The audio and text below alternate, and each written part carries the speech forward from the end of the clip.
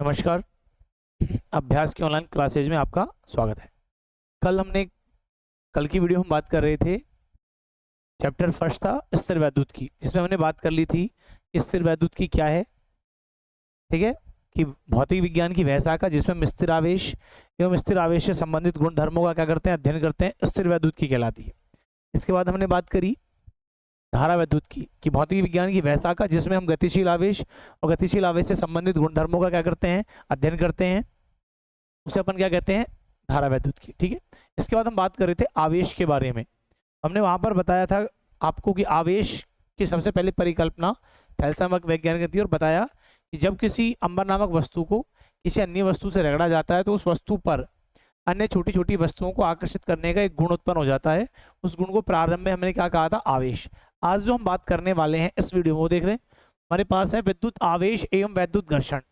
इसकी बात करेंगे, विद्युत आवेश एवं वैद्युत किसी बात करेंगे, घर्षण। देखिए जरा, जब हम वैद्युत आवेश और वैद्युत घर्षण की बात करते हैं, सुनिए, वैद्युत आवेश एवं वैद्युत घर्षण। अब देखिए आप लोग, तो सबसे पहले बात करते हैं कि वैद्युत घर्षण क्या है। तो वैद्युत घर्षण क्या होता है, सुनिए। हम पहले बात करते हैं आवेश। तो देखो, हमने कहा किसी भी वस्तु का वह मूलभूत गुण जो उसमें विद्युत विद्युत क्षेत्र, विद्युत एवं चुंबकीय क्षेत्र क्या कर देता है, उत्पन्न कर देता है, उसे क्या कहते हैं, आवेश। यानी किसी भी ऑब्जेक्ट का वो फंडामेंटल प्रॉपर्टी जो उसमें इलेक्ट्रिक फील्ड और मैग्नेटिक फील्ड प्रोड्यूस करते हैं, यानी कि क्या उत्पन्न करते हैं, विद्युत क्षेत्र एवं चुंबकीय क्षेत्र उत्पन्न कर देते हैं। उस वस्तु को या उस वस्तु के उस गुण को अपन क्या कहते हैं, आवेश या इलेक्ट्रिक चार्ज कहते हैं। ठीक है, ये बात होगी। अच्छा, इसके बाद हमने कहा कि आवेश एक्चुअली दो प्रकार के हैं। एक को हमने नाम दिया धन और एक को क्या नाम दिया था, ऋण। और आवेश का जो नामकरण था वो दिया था किसने, अमेरिकी वैज्ञानिक फ्रैंकलिन ने। ये बात अपन कल बात कर चुके थे। इसके बाद देखते हैं अपन घर्षण वैद्युत। अगर हम घर्षण वैद्युत की बात करें तो सुनिए, घर्षण वैद्युत क्या है। देखो, जब दो वस्तुओं को हम आपस में रगड़ते हैं या जब दो वस्तुओं को परस्पर घर्षण कराया जाता है या दोनों वस्तुओं को रगड़ते हैं तो वो दोनों ही वस्तुएं विद्युत में हो जाती हैं। तो घर्षण के कारण विद्युत उत्पन्न होने की इस घटना को अपन कहते हैं घर्षण वैद्युत। क्या कहते हैं, घर्षण वैद्युत। इसकी परिभाषा देखो, ये लिख रहे हैं, घर्षण वैद्युत क्या है, जब दो वस्तुओं को परस्पर घर्षण कराया जाता है या रगड़ा जाता है तो उन दोनों ही वस्तुओं, वो दोनों ही वस्तुएं विद्युत में हो जाती है। घर्षण के कारण विद्युत उत्पन्न होने की इस घटना को अपन क्या नाम देते हैं, घर्षण वैद्युत कहा जाता है। देखो, अगर हम बात करें, सुनिए, अगर हम घर्षण वैद्युत की बात करें, इधर देखो, सुनिए, घर्षण वैद्युत हमने कहा कि जब दो वस्तुओं को आपस में रगड़ा जाता है, ये वस्तु ऑब्जेक्ट है ए, ये ऑब्जेक्ट है बी, तो जब दो वस्तुओं को आपस में रगड़ा जाता है तो वो दोनों ही वस्तुएं विद्युत में हो जाती हैं। तो घर्षण के कारण विद्युत उत्पन्न होने की इस घटना को अपन कहते हैं घर्षण वैद्युत। होता क्या, सुनिए, कि जब ए वस्तु और बी वस्तु दोनों अलग अलग हैं, दोनों पे कोई आवेश नहीं है, जब इन दोनों वस्तुओं को आपस में रगड़ते हैं तो हम जानते हैं जब भी किसी वस्तु को, एक वस्तु को दूसरी वस्तु से रब करवाते हैं, रगड़ते हैं, तो उन दोनों ही वस्तुओं पर वो गर्म हो जाती हैं, अर्थात उन पे क्या उत्पन्न हो जाती है, ऊर्जा। तो जब एक वस्तु को दूसरी वस्तु से रगड़ा जाता है तो दोनों वस्तुओं को आपस में रगड़ने पर वो दोनों वस्तुएं गर्म हो जाती हैं। यदि रगड़ने के बाद उन दोनों वस्तुओं के गर्म होने पर या ऊर्जा, यदि उस ऊर्जा का मान आयनन ऊर्जा के बराबर हो जाए, यदि हमने जब एक वस्तु को दूसरी वस्तु से हम रगड़ते हैं और रगड़ने पर उन दोनों वस्तुओं में से किसी एक वस्तु की ऊर्जा आयनन ऊर्जा के बराबर हो जाए तो उनमें से एक वस्तु इलेक्ट्रॉन क्या करेगी, दान करेगी। और हमने क्या कहा, आयनन ऊर्जा क्या है, परमाणु के बाह्यतम कोश से इलेक्ट्रॉन को बाहर निकालने के लिए जितनी ऊर्जा दी जाती है या जितनी न्यूनतम ऊर्जा की आवश्यकता होती है, उस ऊर्जा को अपन क्या बोलते हैं, आयनन ऊर्जा बोलते हैं। क्या बोलते हैं, आयनन ऊर्जा। हमने दोनों को रब करवाया, रब करवाने के बाद ये वस्तु है ए, ये वस्तु है बी, ए वस्तु ने बी वस्तु को इलेक्ट्रॉन दान कर दिया। इलेक्ट्रॉन दान क्या किया, जब हम इन दोनों को घर्षण करवाते हैं तो घर्षण करवाने के बाद दोनों ही वस्तुओं पे आवेश उत्पन्न हो जाता है। अब जो वस्तु इलेक्ट्रॉन दान करेगी उस पे आएगा धनावेश और जो वस्तु इलेक्ट्रॉन ग्रहण करेगी उस पे क्या आएगा, ऋणावेश। इस प्रकार दोनों ही वस्तु रहते आवेशित। तो ये तो है घर्षण वैद्युत। अब हमको बात करनी है कि घर्षण वैद्युत की व्याख्या, एक्सप्लेनेशन ऑफ इलेक्ट्रिक फ्रिक्शन। घर्षण वैद्युत की किसकी बात करनी है, व्याख्या। अगर हम घर्षण वैद्युत की व्याख्या करें तो सुन लेना कि जब दो वस्तुओं को आपस में रगड़ा जाता है तो वो दोनों ही वस्तुएं गर्म हो जाती हैं, जिसके कारण उनमें से यदि किसी एक वस्तु की ऊर्जा आयनन ऊर्जा के बराबर हो जाए, उनमें से एक वस्तु इलेक्ट्रॉन दान कर देगी तो दूसरी वस्तु इलेक्ट्रॉन ग्रहण करती है। जो वस्तु इलेक्ट्रॉन दान करती है उस पर धनावेश और जो वस्तु इलेक्ट्रॉन ग्रहण करती है उस पर ऋणावेश उत्पन्न हो जाता है। अब सुनो, अब हम जानते हैं इलेक्ट्रॉन पर आवेश होता है एम, इलेक्ट्रॉन का जो द्रव्यमान होता है एम ई बराबर 9.1 गुणा 10⁻31 kg ये होता है। अब ए से बी पे इलेक्ट्रॉन गया तो इसका मतलब ये है कि इतना द्रव्यमान ए से बी पे गया है, यानी कि ए के द्रव्यमान में तो क्या हो जाएगी कमी, बी के द्रव्यमान में क्या हो जाएगी वृद्धि। लेकिन इलेक्ट्रॉन का द्रव्यमान 10⁻31 kg बहुत कम है, इसीलिए गणना की दृष्टि से इसको हम नगण्य मान लेते हैं और इसे कहते हैं घर्षण वैद्युत की व्याख्या। देखो क्या लिख रखा है इधर, देखिए हमने बड़ा ये रहा घर्षण वैद्युत की व्याख्या। जब दो वस्तुओं को परस्पर रगड़ा जाता है तो उन दोनों ही वस्तुओं में इलेक्ट्रॉनों का आदान प्रदान होता है। आदान प्रदान होगा कि जब हम दो वस्तुओं को आपस में घर्षण करवाएंगे तो उनमें इलेक्ट्रॉनों का आदान प्रदान होगा। कोई पूछे क्यों होता है? क्योंकि जब हम वस्तुओं को रगड़ते हैं तो उनमें ऊष्मा उत्पन्न होती है। यदि उस ऊष्मा या ऊर्जा का मान किसी भी एक वस्तु की आयनन ऊर्जा के बराबर हो जाए तो वो वस्तु इलेक्ट्रॉन दान कर देगी और दूसरी वस्तु से इलेक्ट्रॉन क्या करेगी ग्रहण करेगी। तो उनमें इलेक्ट्रॉनों का आदान प्रदान होता है आयनन ऊर्जा का।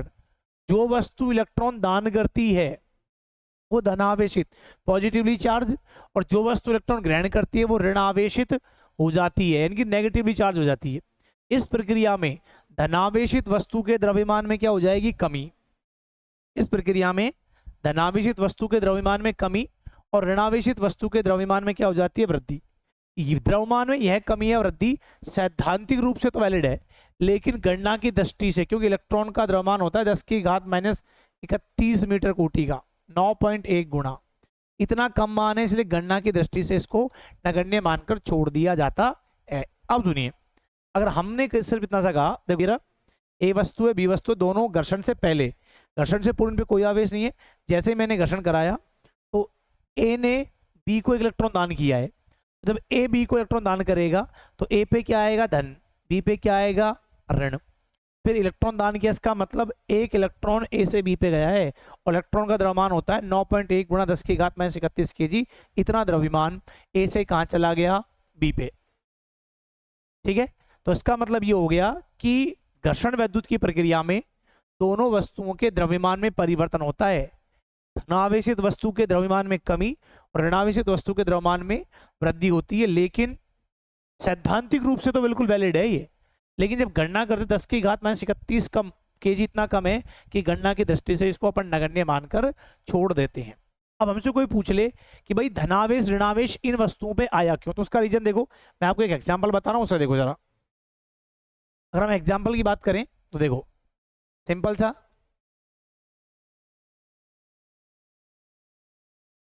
देखिए कि हमारे पास एक है Na और एक है Cl, ठीक है। मैंने इन दोनों को घर्षण कराया, घर्षण के बाद ये Na और ये Cl, इसने Na ने एक इलेक्ट्रॉन किसको दान कर दिया Cl को। अब देखो घर्षण से पूर्व, घर्षण से पूर्व, और ये क्या है घर्षण के बाद। तो घर्षण से पूर्व अगर हम इसकी बात करें तो इसमें नंबर परमाणु क्रमांक होता है 11 और इसका परमाणु क्रमांक कितना होता है बेटा 17। किसी भी परमाणु में जितना उसका परमाणु क्रमांक होता है उसमें प्रोटॉनों की संख्या उतनी होगी।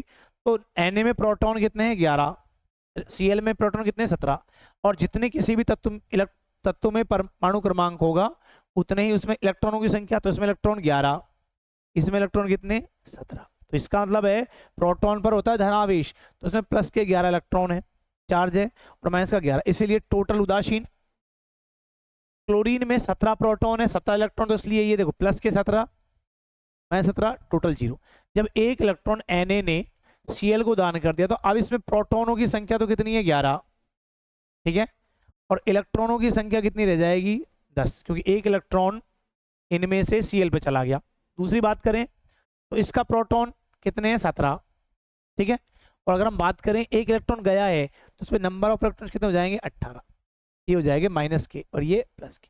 अब तुम देख लो, यानी कि घर्षण से पहले ये प्लस का 10 आवेश, इस पे माइनस का 1 आवेश, तो इस पे कितना आ जाएगा, एक्स्ट्रा प्लस का 1 बचेगा।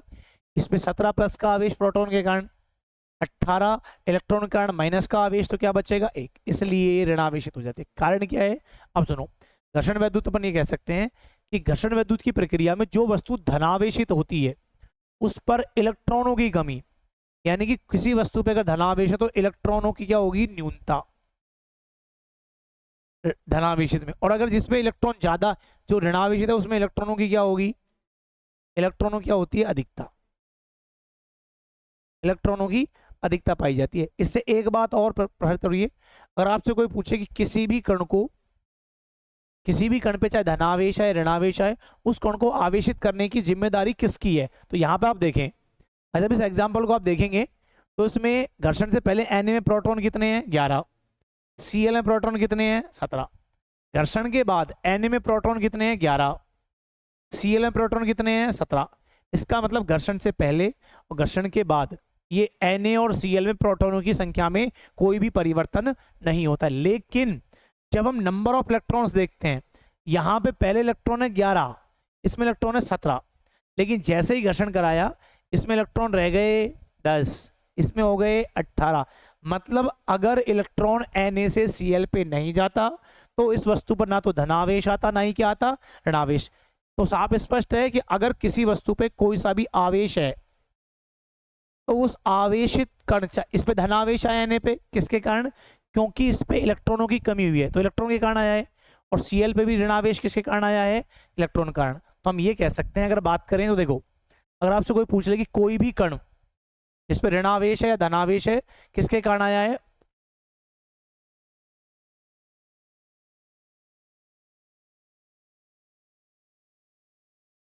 हाँ जी, तो अगर हम बात करें तो यहाँ पे है इलेक्ट्रॉन सिद्धांत एवं कण संरचना। अगर हम इलेक्ट्रॉन सिद्धांत की बात करें तो इलेक्ट्रॉन सिद्धांत ये कहता है कि किसी भी परमाणु का जो निर्माण है, किसी परमाणु में जो है, परमाणु का निर्माण नाभिक से होता है, नाभिक में प्रोटॉन न्यूट्रॉन, नाभिक के बाहर कक्षाएं होते हैं उनमें इलेक्ट्रॉन। लेकिन हमको सिर्फ इतना ध्यान रखना है, इलेक्ट्रॉन सिद्धांत के अनुसार किसी भी वस्तु पर, किसी भी वस्तु को आवेशित, किसी भी वस्तु को आवेशित करने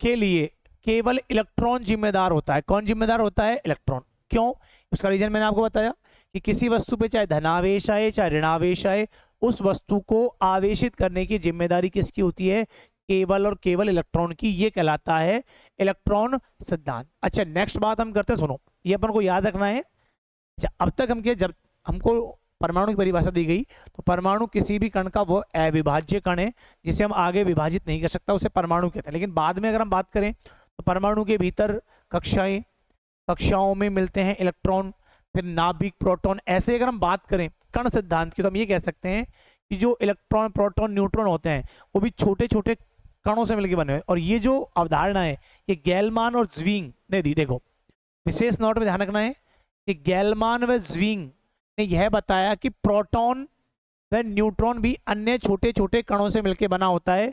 इन कणों को कहते हैं क्वार्क कण, क्वार्क पार्टिकल कहते हैं। यानी कि इलेक्ट्रॉन, प्रोटॉन और न्यूट्रॉन, प्रोटॉन और न्यूट्रॉन भी छोटे छोटे कणों से मिलकर बने होते हैं। उन कणों को क्या कहा जाता है, उन कणों को कहा जाता है क्वार्क। क्या बोलते हैं, क्वार्क कण। और ये अवधारणा, क्वार्क पार्टिकल की जो अवधारणा वो दी किसने, उस वैज्ञानिक का नाम है गैलमान। कौन है, गैलमान और ज़्विंग। गैलमान और ज़्विंग ने बताया कि जो प्रोटॉन और इलेक्ट्रॉन है वो अन्य छोटे छोटे पार्टिकल से मिलकर बना होता है, और उन छोटे छोटे पार्टिकलों को हम नाम देते हैं क्वार्क। और क्वार्क पार्टिकल की हम बात करें तो ये दो प्रकार के क्वार्क पार्टिकलों से बना होता है। एक को कहते हैं यूपी, अप क्वार्क, जिसको हम सिंपल यू से लिखेंगे, और एक हमारे पास होता है डाउन क्वार्क। कौन सा होता है, डाउन क्वार्क, जिसको अपन लिखते हैं डी से। तो अगर हमसे पूछ ले कि भाई प्रोटॉन व न्यूट्रॉन जिन अन्य छोटे छोटे कणों से मिलकर बना होता है उन कणों को क्या कहते हैं, क्वार्क कण। कोई पूछे थ्योरी किसने दी, तो अगर हम थ्योरी की बात करें तो ये सिद्धांत दिया था गैलमान और ज़्विंग, ये वैज्ञानिकों के नाम है भाई। ठीक है, अब सुनो, अब हमसे पूछेंगे चार्ज कितना, ध्यान रखना है। अपक्वार्क, जो अपक्वार्क होता है उस पर जो चार्ज होता है वो होता है 2/3 E प्लस का, ये तो अप क्वार्क होता है। और अगर डाउन क्वार्क की बात करें तो डाउन क्वार्क पर जो चार्ज होता है वो होता है -e/2। -e/ क्या होता है 2। तो हमसे पूछे कि भाई प्रोटॉन व न्यूट्रॉन कैसे बने होते हैं, तो प्रोटॉन व न्यूट्रॉन, तो प्रोटॉन की संरचना, तो प्रोटॉन की संरचना होती है यूयूडी। क्या होती है? यूयूडी। यानी कि प्रोटॉन में दो तो होते हैं अप क्वार्क और एक होता है डाउन क्वार्क। तो प्रोटॉन का अगर निर्माण करना है तो उसमें दो तो पाए जाएंगे अप क्वार्क और एक क्या पाया जाएगा? Down quark. अगर हम इनको ऐड करें, प्रोटॉन की संरचना देखो, इस पर आवेश होता है 2/3 प्लस दूसरा अप क्वार्क है, उस पर भी आवेश कितना होता है? 2/3। और ये जो हमारे पास डाउन क्वार्क है डी, इस पर आवेश होता है -e/2। e/, क्या होता है? सॉरी, e/3 होता है, सॉरी, e/3। अगर हम इनको ऐड करें तो एलसीएम कितना आएगा? 3, 2e + 2e - e, ये हो जाएगा 3e/3। कैंसिल, तो क्या बचेगा? e। तो प्रोटॉन पर आवेश e होता है और e का मान हम जानते हैं 1.6 × 10⁻19 कूलाम। तो ये तो होता है प्रोटॉन की संरचना। ये प्रोटॉन यूयूडी, यूयूडी का मतलब है प्रोटॉन के निर्माण के लिए दो तो होते हैं अप क्वार्क और एक पाया जाता है डाउन क्वार्क। और अगर हम बात करें किसकी? न्यूट्रॉन का निर्माण, तो न्यूट्रॉन के निर्माण में होता है यूडीडी।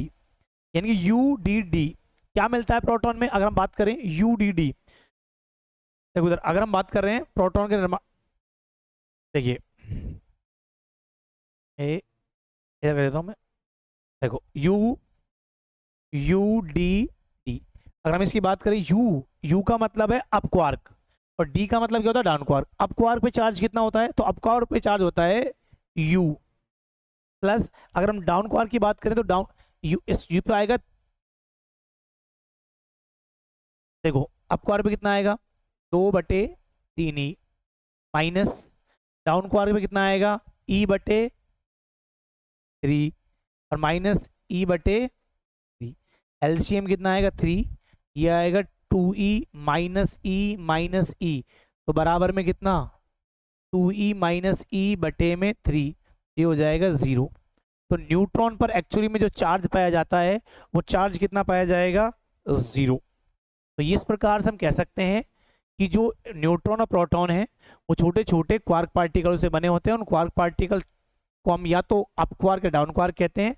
अगर हमसे प्रोटॉन की संरचना पूछे तो हम कह सकते हैं यूयूडी। जब इसको ऐड करेंगे तो चार्ज आएगा प्लस का ई। और हम बात करें न्यूट्रॉन की संरचना, तो न्यूट्रॉन की संरचना होती है यूयूडी, यानी कि यू, दूसरा डी और डी, इसमें एक अप क्वार्क और दो डाउन क्वार्क। जब उसको अपन कैलकुलेट करके निकालते हैं तो चार्ज कितना होता है?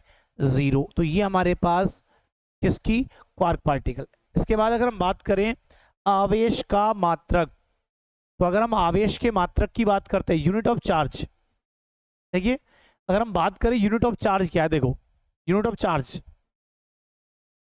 देखिए, तो आवेश का मात्रक, आवेश एवं उसका मात्रक। अगर हम आवेश के मात्रक की बात करें तो हम कहते हैं, देखो धारा की परिभाषा से, तो धारा की परिभाषा होती है I बराबर कितना? Q/T। Q = कितना आ जाएगा? I T। इस हिसाब से अगर हम देखें तो यहां पर आवेश जो है वो होता है I × T। धारा मूल राशि है, समय मूल राशि है। तो आवेश का अगर हम ऐसा ही मात्रक देखें तो यूनिट ऑफ चार्ज, तो इसका मात्रक होता है एम्पियर × सेकंड। आवेश का मात्रक क्या होता है? एम्पियर × सेकंड, जिसे अपन क्या कहते हैं? कूलाम। और किससे डिनोट करते हैं? C से। तो आवेश का अगर हमसे ऐसा ही मात्रक पूछे कि आवेश या चार्ज ऑफ यूनिट, तो आवेश का मात्रक होता है एम्पियर × सेकंड, जिसको एक्चुअली हम नाम क्या देते हैं? देते हैं कूलाम। अब एक्चुअली कूलाम जो है वो बड़ा मात्रक है, कूलाम एक बहुत बड़ा मात्रक है। और इस चैप्टर में हम पढ़ने वाले हैं बिंदु आवेशों के बारे में। तो अगर हम इसमें बिंदु आवेशों का अध्ययन करें तो हम आवेश के कुछ छोटे मात्रक काम में लेते हैं, जैसे मिली कूलाम। 1 मिली कूलाम बराबर होता है 10⁻³ 1 माइक्रो कूलाम बराबर होता है 10⁻6। 1 नैनो कूलाम NC है, 1 नैनो कूलाम 10⁻9। 1 pico coulomb 10⁻12। तो ये इसके अन्य कुछ छोटे मात्रक होते हैं। स्पेशल यूनिट एंड CGS, यानी कि अगर हम CGS पत्ती में बात करें तो आवेश का जो मात्रक है वो CGS पत्ती में होता है ESU। आवेश का मात्रक सीजीएस प्रति होता है ESU, जिसको बोलते हैं स्थिर वैद्युत इकाई, इलेक्ट्रोस्टैटिक यूनिट। ठीक है, और इस ESU को अपन क्या बोलते हैं, फ्रैंकलिन, क्योंकि सीजीएस आवेश का जो नामकरण था वो अमेरिकी वैज्ञानिक फ्रैंकलिन ने दिया, और जो सीजीएस पद्धति है ये चलती है अमेरिका में, इसीलिए सीजीएस पद्धति में आवेश के मात्रक ESU स्थिर वैद्युत इकाई को नाम देते हैं फ्रैंकलिन, इसलिए इसे FR से लिखते हैं। और अगर आपसे पूछे कि फ्रैंकलिन क्या है, तो फ्रैंकलिन आवेश का सबसे छोटा मात्रक है। कोई पूछे कि भाई आवेश का सबसे छोटा मात्रक कौन है, तो आवेश का सबसे छोटा मात्रक होता है फ्रैंकलिन। क्या है, फ्रैंकलिन। अच्छा, दूसरी बात करें, कोई पूछे एक कूलाम में कितने फ्रैंकलिन है, तो एक कूलाम बराबर 3 × 10⁹ क्या होता है, ESU, यह होता है 3 × 10⁹ फ्रैंकलिन। तो एक कूलाम में कितने फ्रैंकलिन होते हैं, तो एक कूलाम बराबर होता है 3 × 10⁹, यह होता है 3 × 10⁹ ESU कह लो या कह सकते हैं फ्रैंकलिन। और हम बात करेंगे आवेश का सबसे बड़ा मात्रक, लार्जेस्ट यूनिट ऑफ चार्ज, तो लार्जेस्ट यूनिट ऑफ चार्ज होती है फैराडे। क्या होती है, फैराडे। फैराडे वही वैज्ञानिक जिसने विद्युत क्षेत्र की परिकल्पना दी। तो आवेश का सबसे बड़ा मात्रक होता है फैराडे। आवेश का सबसे बड़ा मात्रक कौन है, फैराडे। और फैराडे, एक फैराडे बराबर होता है 96,500 कूलम। तो अगर हमसे पूछे कि आवेश का एसआई मात्रक क्या है, तो आवेश का एसआई मात्रक होता है एम्पेयर/सेकंड, जिसे कहते हैं कूलम। ठीक है, कूलम बहुत बड़ा मात्रक है, इसलिए हम कुछ अन्य छोटे मात्रकों का उपयोग करें, जैसे मिली कूलम। तो 1 मिली कूलम बराबर 10⁻³ 1 माइक्रो कूलम बराबर 10⁻⁶, एक नैनो कूलम बराबर 10⁻⁹ और एक पीको कूलम बराबर 10⁻⁻12। सीजीएस पद्धति में आवेश का जो मात्रक होता है ESU, इसको बोलते हैं इलेक्ट्रोस्टैटिक यूनिट, स्थिर वैद्युत इकाई। ठीक है, और इसी को अपन क्या नाम देते हैं, फ्रैंकलिन। और ये आवेश का सबसे छोटा मात्रक है। और कोई पूछे कि भाई एक कूलम में कितने फ्रैंकलिन, तो एक कूलम बराबर होता है 3 × 10⁹ और अगर हम नेक्स्ट अगर बात करते हैं, तो सब आवेश का सबसे बड़ा मात्रक होता है फैराडे, और एक फैराडे बराबर होता है 96,500 कूलम। इसके बाद जो हम बात करने वाले हैं, वो बात करने वाले हैं आवेशों के गुणधर्म, प्रॉपर्टीज ऑफ चार्जेस, कि चार्ज की प्रॉपर्टी क्या क्या है। तो देखो जरा, अगर हम बात करें चार्ज की प्रॉपर्टी की, तो ये हमारे पास चार्ज की प्रॉपर्टी है। देखो, सबसे पहली प्रॉपर्टी है आवेशों में आकर्षण और प्रतिकर्षण। अगर हम चार्ज की प्रॉपर्टी की बात करें, तो चार्ज की प्रॉपर्टी है, सबसे पहली है कि समान आवेश एक दूसरे को प्रतिकर्षित करते हैं। अगर मेरे पास धनावेश और ये धनावेश है, तो ये धनावेश इसको इधर, देखो ये इसको इधर भगाएगा, इसको इधर, तो समान आवेश एक दूसरे को क्या करते हैं, प्रतिकर्षित।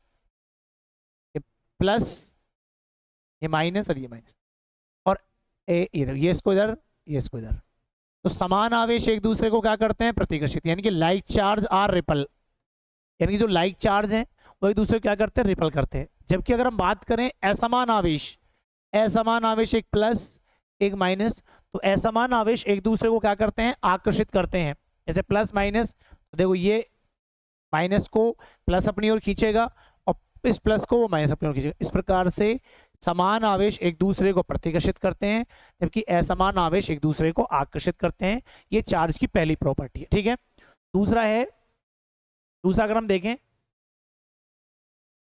देखिए दूसरा है आवेशों की योज्यता का नियम, एडिक्टिविटी ऑफ चार्ज, कि आवेशों की योज्यता का नियम क्या है, या इसको बोलते हैं योगात्मकता। क्या बोलते हैं, योगात्मकता। तो देखिए आवेशों की योज्यता का नियम क्या, सुनो, कि अगर कोई पूछे कि आवेश योज्यता नियम का पालन करता है, किसका करता है, आवेश, आवेश योज्यता नियम का पालन करता है। और आवेश की योज्यता नियम की अगर हम बात करें, क्या कहता है कि इस नियम के अनुसार किसी भी निकाय का अगर हमें कुल आवेश ज्ञात करना है, तो हम आवेश के योज्यता नियम का उपयोग करते हैं। इस नियम के अनुसार किसी भी निकाय में उपस्थित कुल आवेश का जो मान है, उस निकाय में उपस्थित सभी आवेशों के बीजगणितीय योग के बराबर होता है। ये लिख रखा है, देखो, इस नियम के अनुसार किसी भी निकाय का कुल आवेश का मान उस निकाय में उपस्थित सभी आवेशों के बीजगणितीय योग के बराबर होता है। जैसे माना कि हमारे पास ये कोई निकाय है, इसमें Q1 आवेश, Q2 आवेश, Q3 आवेश और Qn आवेश है। माना किसी निकाय में Q1, Q2, Q3 और Qn आवेश हैं, तो तब उस निकाय का कुल आवेश, तो कुल आवेश आएगा Q बराबर Q1 plus Q2 plus Q3 plus Q4 बराबर Qn। इसमें एक बात का और ध्यान रखा जाता है कि अगर आवेश बीजगणितीय योग का पालन करता है, अगर आवेश धनात्मक है तो हम सवाल में धनात्मक लेंगे, ऋणात्मक है तो क्या लेंगे, ऋणात्मक यूज करेंगे। ठीक है, ये हमारे पास आवेश की कौन सी है, एडक्टिविटी लॉ होता है। अच्छा, अगर हम इसके क्वेश्चन की अगर बात करें तो आप जरा एक बार देखें क्वेश्चन। जैसे आपसे कह देगा कि हमारे पास एक निकाय है, ये कोई निकाय है और इस निकाय में आवेश रखा है, ये रखा है 1 माइक्रो कूलम, यहाँ आवेश रखा है 5 माइक्रो कूलम, इधर आवेश -3 माइक्रो कूलम, -2 माइक्रो कूलम, और यह रखा है 1 माइक्रो कूलम, 2 माइक्रो कूलम। आपसे कहते हैं कि दिए गए निकाय का कुल आवेश ज्ञात करो। तो आवेश की योज्यता नियम क्या कहता है, जितने भी हमको इस निकाय का जो कुल आवेश है, इस निकाय के कुल आवेश का मान हम लिखेंगे योज्यता नियम के अनुसार निकाय का कुल आवेश। तो Q बराबर 1 micro coulomb plus 5 micro coulomb plus -3 micro coulomb plus -2 micro coulomb plus 2 micro coulomb.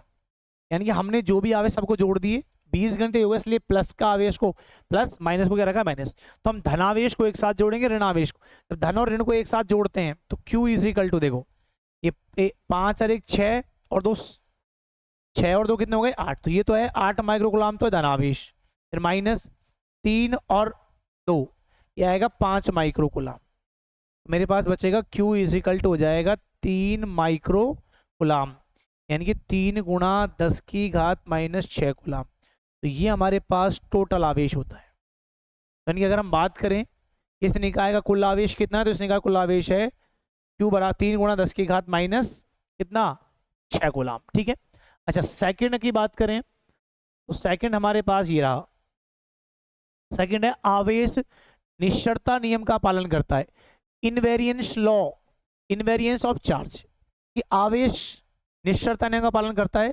कोई आपसे पूछे कि आवेश की निश्चरता क्या है, हमने कहा समान आवेश एक दूसरे को क्या करते हैं, प्रतिकर्षित करते हैं, असमान आवेश क्या करते हैं, आकर्षित करते हैं। फिर हमने योज्यता नियम का, अब कहता है आवेश निश्चरता नियम का पालन करता है।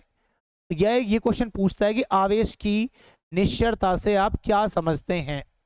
तो अगर हम आवेश की निश्चरता की बात करें तो आवेश की निश्चरता से आप क्या समझते हैं वो देख लो।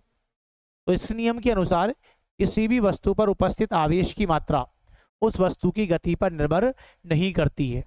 अर्थात इस नियम के अनुसार किसी भी वस्तु पर उपस्थित आवेश का मान उसकी उस वस्तु की गति पर निर्भर नहीं करता है। अर्थात किसी वस्तु में जितना आवेश स्थिर अवस्था में होगा उतना ही आवेश कौन सी अवस्था में होगा, गतिशील अवस्था में। मान लो हमारे पास कोई वस्तु है, ये वस्तु है A, इस पे मान लो प्लस का 2 कूलम आवेश है, जब इसका वेग कितना है 0।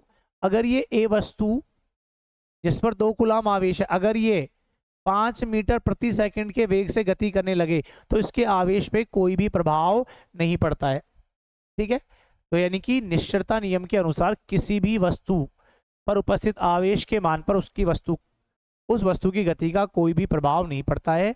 अर्थात जितना आवेश किसी वस्तु में विराम अवस्था में होता है उतना ही आवेश उस वस्तु में गतिशील अवस्था में। परंतु किसी भी वस्तु के द्रव्यमान पर गति का प्रभाव पड़ता है। अगर कोई कण है तो उस कण के द्रव्यमान पर गति का प्रभाव पड़ता है। ये बात किसने बताई हमको, आइंस्टीन ने। यानी कि किसी भी वस्तु, हल्के वस्तु के द्रव्यमान पर उसकी गति का प्रभाव पड़ता ही होता है। आइंस्टीन के सापेक्षिकतावाद के अनुसार किसी भी कण का द्रव्यमान उसकी गति के साथ बदलता है। अगर कोई कण है तो अगर उस कण का वेग बदलेगा या जब वो गति करता है तो उस कण का द्रव्यमान स्थिर नहीं रहता है, वो द्रव्यमान बदलता है। किस फॉर्मूले के अनुसार, वो फॉर्मूला है m बराबर m0 under root 1 minus v square upon c square. जहां पे अगर हम बात करें, जहां की अगर हम बात करें देखो तो यहां पर जो v है, v तो ये जो m0 है ये तो है कण का विराम द्रव्यमान, विराम द्रव्यमान, v कण का वेग और c क्या है, प्रकाश का वेग। 3 गुणा गुणा 10 की घात 8 मीटर पर सेकंड, ये है प्रकाश का वेग। अब सुनिए, इस फॉर्मूले के अनुसार चेंज होता है। अगर हम बात करें तो कभी भी v is very very less than c, आज तक किसी भी कण का द्रव्यमान प्रकाश के वेग से ज्यादा संभव नहीं है, यानी कि हमेशा किसी कण का द्रव्यमान प्रकाश के वेग से क्या रहेगा, कम। तो इस हिसाब से v/c is very very less than 1, तो v/c का मान 1 से कम पाया जाएगा। जब v/c का मान 1 से कम यहां रखेंगे तो वो 1 में से घटेगा, तो ये वैल्यू घट जाएगी, और जब ये वैल्यू घटेगी, नीचे वाले का मान घटता है, तो तब m इज ग्रेटर देन कितना आएगा, m0। अर्थात इस द्रव्यमान आइंस्टीन के सापेक्षिकतावाद के अनुसार किसी भी कण का द्रव्यमान उस वस्तु की गति पर निर्भर करता है, और क्या कह रहा है कि m is greater than m0, यानी कि गतिशील अवस्था में कण का द्रव्यमान उसके विराम द्रव्यमान से सदैव अधिक पाया जाता है। यानी कि आइंस्टीन के सापेक्षिकतावाद से यह सिद्ध होता है कि यदि कोई कण विराम अवस्था में है और उसका द्रव्यमान है m0, तो जब वो कण गति करेगा, तो गतिशील अवस्था में द्रव्यमान है m, तो गतिशील अवस्था का द्रव्यमान उसके विराम द्रव्यमान से अधिक पाया जाता है। अर्थात सिंपल सी बात यह है, हम ये कह सकते हैं कि यदि कोई वस्तु गति करती है तो उसका गतिशील अवस्था में जो द्रव्यमान है वो उसके विराम द्रव्यमान से सदैव क्या पाया जाएगा, अधिक पाया जाता है। ठीक है, नेक्स्ट अगर हम बात करें तो देखिए, नेक्स्ट हमारे पास ये देखो, ये लिख रहा, ये लिख रहा है प्रकाश का वेग, ये रहा, अतः गतिशील कण का द्रव्यमान उसके विराम द्रव्यमान से सदैव अधिक पाया जाता है। यहां से हमसे क्वेश्चन पूछता है, क्वेश्चन क्या पूछेगा सुनिए, क्वेश्चन ये पूछता है कि यदि कोई आवेशित कण है जिसका प्रारंभ में वेग है v, यदि उसके वेग को 3 गुना कर दिया जाए तो उस वस्तु के आवेश व द्रव्यमान पे क्या प्रभाव पड़ता है। हमने कहा कि यदि हम वस्तु के वेग को पहले की तुलना में 3 गुना कर देते हैं तो वस्तु के आवेश पे तो कोई फर्क पड़ता नहीं, क्योंकि बस किसी वस्तु का आवेश किस पे निर्भर करता है, गति पे निर्भर नहीं करता, क्योंकि आवेश निश्चरता निर्भर करता है। परंतु यदि हम बात करें द्रव्यमान की, तो किसी भी वस्तु का वेग अगर बढ़ा दे तो उसका द्रव्यमान पहले की तुलना में क्या हो जाएगी, वृद्धि हो जाएगी। इसे अपन कहते हैं आवेश की निश्चरता का नियम। ये हमारे पास तीसरा। अगर नेक्स्ट बात करें, देखो नेक्स्ट है आवेश का क्वांटीकरण। आवेश क्वांटीकरण नियम का पालन करता है, क्वांटाइजेशन ऑफ चार्ज। तो क्वांटीकरण नियम क्या, सुनिए कि किसी भी वस्तु पर जो आवेश का मान है, किसी भी वस्तु पर उपस्थित आवेश का मान उस वस्तु पर पाए जाने वाले इलेक्ट्रॉन के आवेश का पूर्ण गुणज पाया जाता है। यानी कि जो इलेक्ट्रॉन पर आवेश है E, उसका सदैव पूर्ण गुणज मिलेगा, जैसे E, 2E, 3E, 7E ऐसे मिलता है। जैसे देखो, इस नियम के अनुसार किसी भी वस्तु पर आवेश का मान सदैव इलेक्ट्रॉन के आवेश E का पूर्ण गुणज प्राप्त होता है, अर्थात Q बराबर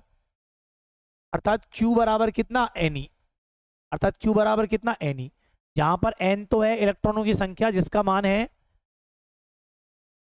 1 2 3 4 5, और इलेक्ट्रॉन और E है इलेक्ट्रॉन पर आवेश, इसका मान है 1.6 गुणा 10 की घात -19 कूलम। ये हमारे पास इसका क्वेश्चन है कि यदि किसी भी वस्तु पर उपस्थित आवेश का मान उस वस्तु के इलेक्ट्रॉन के पूर्ण गुणज के रूप में या उस वस्तु पर उपस्थित इलेक्ट्रॉन के आवेश के पूर्ण गुणज के रूप में होता है, अर्थात कैसे मिलेगा सुनिए, उसी वस्तु पे आवेश अपन को कैसे मिलेगा, ऐसे मिलेगा E, 2E, 3E, 4E, यह मिलेगा माइनस का E, माइनस का 2E, माइनस का 5E, माइनस का 6E।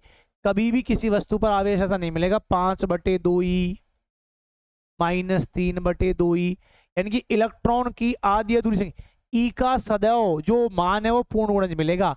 ये क्वेश्चन भी कई बार पूछता है कि आवेश के क्वांटीकरण से आप क्या समझते हैं। सिंपल सा जवाब लिखना है कि आवेश के इस नियम के अनुसार या क्वांटीकरण नियम के अनुसार किसी भी वस्तु पर उपस्थित आवेश की मात्रा सदैव इलेक्ट्रॉन के पूर्ण गुणज के रूप में पाई जाती है, अर्थात Q बराबर कितना होता है Ne, Q बराबर कितना होता है Ne। अगर हम नेक्स्ट बात करें तो नेक्स्ट एक क्वेश्चन दे रखा है अपन को, यदि किसी वस्तु पर 1 कूलम आवेश है तो उस वस्तु पर उपस्थित इलेक्ट्रॉनों की संख्या ज्ञात करो। हम क्वांटीकरण नियम का ही उपयोग करेंगे। यदि किसी वस्तु पर 1 कूलम आवेश है तो उस वस्तु में कितने इलेक्ट्रॉन पाए जाएंगे। तो हम ये जानते हैं, हमको दे रखा है क्या गिवन, देखो ध्यान देता हूं मैं Q इजिकल टू कितना है 1 कूलम। तो हमको निकालना है इलेक्ट्रॉन, तो हम मानेंगे कि माना उस वस्तु में इलेक्ट्रॉन कितने हैं n, और इलेक्ट्रॉन पर आवेश कितना होता है 1.6 गुणा 10 की घात -19 कूलम।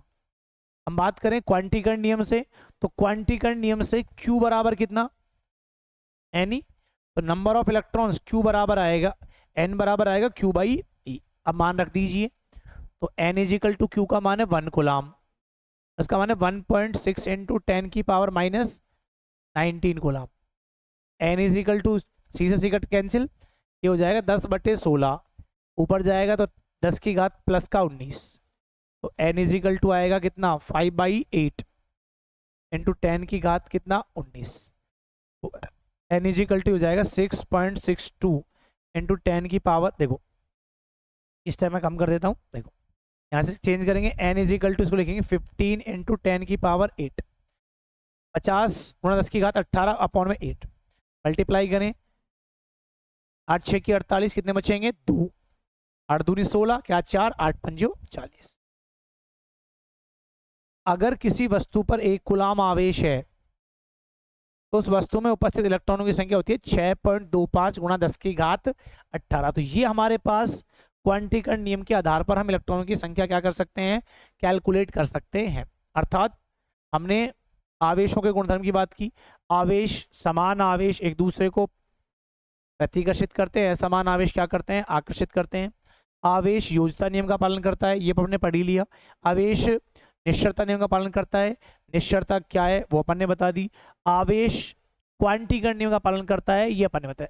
इसके बाद हम इसके कुछ और नेक्स्ट वीडियो में कुछ क्वेश्चंस करेंगे आवेश के, ठीक है, कि आवेश के क्वांटीकरण नियम पर आधारित क्वेश्चन करेंगे। इसके अलावा आवेश एक और है, आवेश संरक्षण नियम का पालन करता है।